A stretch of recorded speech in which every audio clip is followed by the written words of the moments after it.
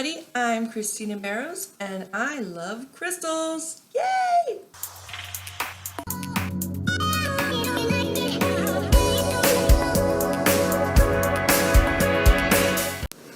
Hello, hello. Today I want to do a little talk about quartz. Ooh. Quartz is one of my most favorite stones. People ask me, well, what is a stone that everybody should have? Or what's one stone that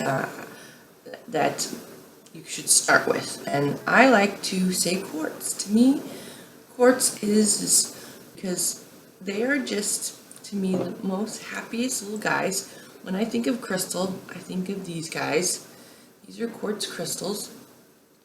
They're all different clear quartzes, but a lot of people don't realize that amethyst is actually quartz as well, and rose quartz obviously is a pink quartz, and citrine is also quartz, which is a yellow quartz. So quartz is very, very abundant, and it's one of the most common minerals on the planet. But what also is fun about quartz is that it can have so many beautiful inclusions, and it can grow with many other stones. So I really love to work with quartz that have other stones in it. Quartz can grow alongside many different stones, and those make for very beautiful interactions. For example, this quartz I have has 23 minerals in one stone. This is called Auralite 23. One stone I have 23 different types of crystal minerals in this one stone. And so quartz is this sort of amazing powerhouse tool that it can be as simple as a clear, $1 quartz, or it can be as complex as a 23 mineral, 4 billion year old chevron amethyst, Auralite quartz. So that's why I really love quartz and sharing about it. There's also a smoky quartz. I love how I didn't grab one of those. Here I'm wearing a smoky quartz. It's kind of a gray, but a little bit see-through, actually, if you see here. This is a smoky quartz. I love those guys. Smoky quartz is one of those ones that I enjoy wearing all the time, as well as amethyst, which is the purple quartz. So let's talk about why. Why do we like quartz? Well, we really like putting it in our computers and in our phones and our watches. Quartz is an amazing, I think it was a storehouse. It stores energy, it stores thought, it stores attention. It can also, in the scientific realm, store data. And you can store many, many forms of data on quartz. So quartz is one of those types of stones that you can actually program.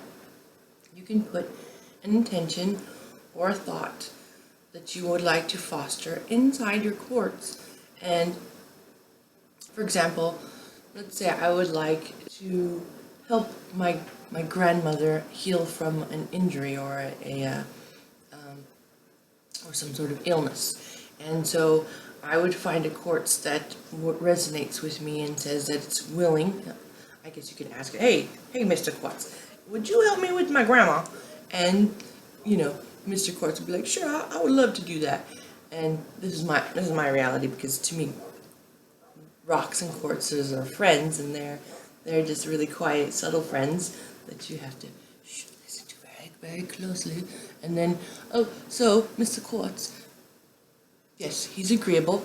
So then once we are choosing the quartz that we want to program, we put in an intention. Like for my grandmother's healing, I would like to imagine her feeling happy and healthy, and we're having fun walking and taking a shopping trip or something that is delightful that I like to do with my grandmother, and put that intention into the quartz. Then I would give this to my grandma or keep it with me, depending on how she feels about the, some people aren't very receptive to this whole magic juju, blah blah.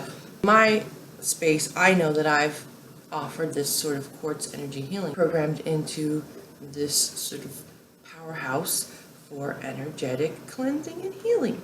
And so that's one way you can use a quartz. Another is I just like to, whenever I'm having a lot of stress or worry or thoughts coming overwhelming, I grab my quartz and I just sort of stare at it. And find yourself a really fun quartz to look at. And that is what I call a staring meditation, where you can clear your mind and clear your thoughts by staring at the rock. And so you want to find a rock that is interesting and it's got some fun stuff to look at and that you like looking at it. And you stare at it and you stare at it and you're like, okay, I'm bored, I don't want to look at it. No, stare at it and you stare at it and you look into it and you see yourself walking in the million corridors of crystal quartz fantasy, and then you get bored and then you're like, what's on Facebook? No! You stare at it and you look into it and you go beyond the quartz and the quartz becomes you, and then you and the quartz are one. And then all your stress is kind of gone, and then you forgot what you were stressing about. And that is one of the wonderful ways to use a quartz, or any kind of crystal. Any crystal will do that for you. But since we're talking about quartz, you know, quartz really likes when you stare into it and meditate on it. That's why I really like finding quartzes that have rainbows or inclusions. For example, here's a lovely quartz with many inclusions. Look at all those fun different things in there.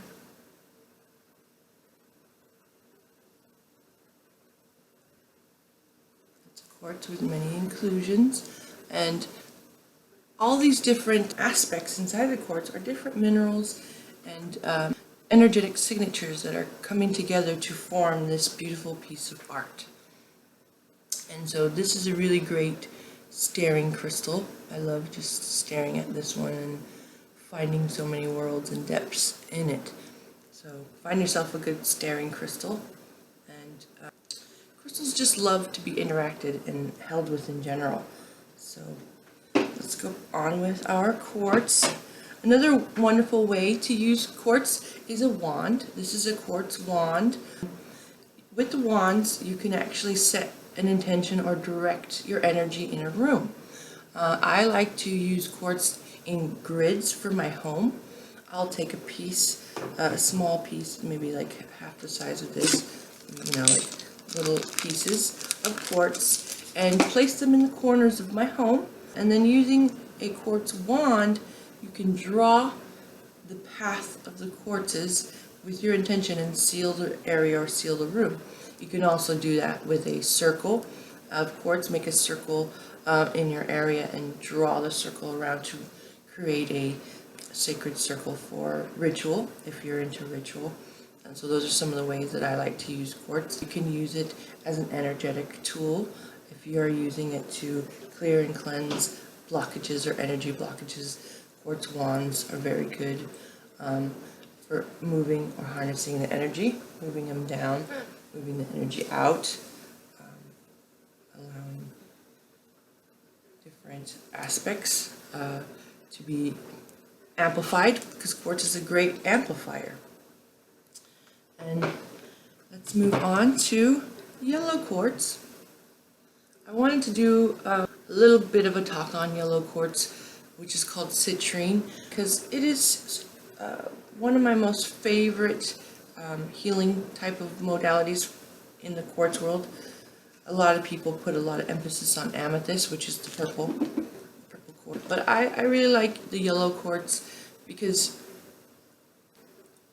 in nature, the purple amethyst, the purple quartz, becomes superheated, and through this superheating process, it becomes a yellow quartz. And man has learned how to do this, and we will cook amethyst and make these really dark. Let's see if I have one. I should have grabbed one. But we will have these really dark yellow amethyst, heated amethyst that people call citrine. But if you can find yourself a natural citrine, which this is what a natural citrine looks like. It has such a beautiful, high vibrating, clear energy that, to me, this is a really great healer. And it's a different octave than, say, the clear quartz. They have a very different vibratory signature. So if you can find yourself a nice natural citrine, that's a really great stone if you just want to have one stone in your collection. Now let's move on to amethyst. I don't really have the greatest examples of amethyst with me today. Cluster of amethyst. This is a spirit quartz amethyst, and this is the Auralite 23 amethyst. Typically, amethyst is very common. You can find it at any of your local metaphysical stores, and it is one of those crystals that is very unique. It's very different from the citrine. It's very different from the clear quartz. The purple one, it just has this sort of mystique and this very soft, feminine allure, and I feel like it really helps to quiet the mind and get you connected to your higher self and your God space, and that's why I really like amethyst. So amethyst is more of your upper chakras and getting you into your higher space, and citrine is more of your lower chakras, getting you into your body space. Whereas the clear quartz is for your entire system and your entire body space, your chakra space. Then we have rose quartz, which is for your heart chakra middle space. And rose quartz is a pink type of quartz, specifically attuned to love and divine love and higher love. Lastly, of course, we have the smoky quartz, which is more of, here's the smoky quartz, which is more of a grounder and brings you down into your body space and helps to dispel negative energy.